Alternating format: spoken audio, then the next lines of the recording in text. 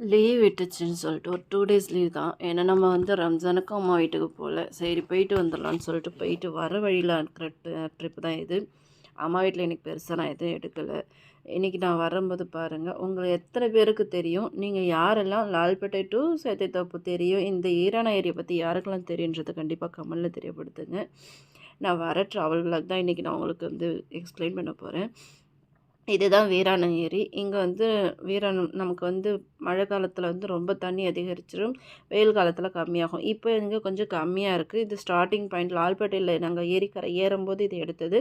போக போக full view இருக்கும். இது லால்பேட்டை டூ சேத்தித்தோப்பு வரைக்குமே இருக்கும். இது வந்து பஸ்ஸில போனோம்னா ஒரு 3/4 மணி நேரம்.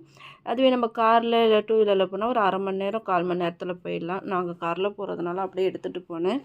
பாருங்க எவ்வளோ அழகா இருக்கு இல்லையா? ஸோ நான் சின்ன பிள்ளையிலேருந்து இப்போ வரைக்கும் பார்த்துட்ருக்கேன். என் ஹஸ்பண்டோட ஃப்ரெண்டு அண்ணன் இருக்காங்க. அவங்க வந்து என்னை எப்படி சொல்லுவாங்க தெரியுமா? நீங்களாம் சென்னைக்கே தண்ணி தர்றவங்க. சென்னையெல்லாம் உங்கள நம்பி தான் இருக்கு. வீராணம் ஏரியிலேருந்து எங்களுக்கு சென்னைக்கு தண்ணி வருது அப்படின்னு சொல்லுவாங்க.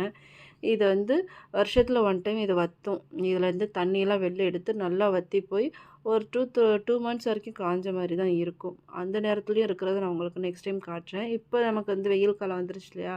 இதுக்கு மேல தண்ணி குறையும். அதுக்கப்புறம் எல்லாம் எடுத்துட்டு தண்ணி இல்லாம இருக்கிற நேரத்த காட்டுறேன்.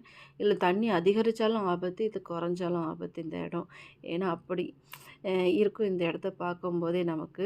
இதில பச்சை பசேல்னு தண்ணி நெறைய இருக்கு இல்லையா? ஒரு கடல் மாதிரி இது தோற்றத்த குடுக்கும். இதில வந்து ரொம்ப ஆழமான பகுதியும் இருக்கு, ஆழம் இல்லாத பகுதியும் இருக்கு. இதில நெறைய மீனவர்களும் போயிட்டு வருவாங்க.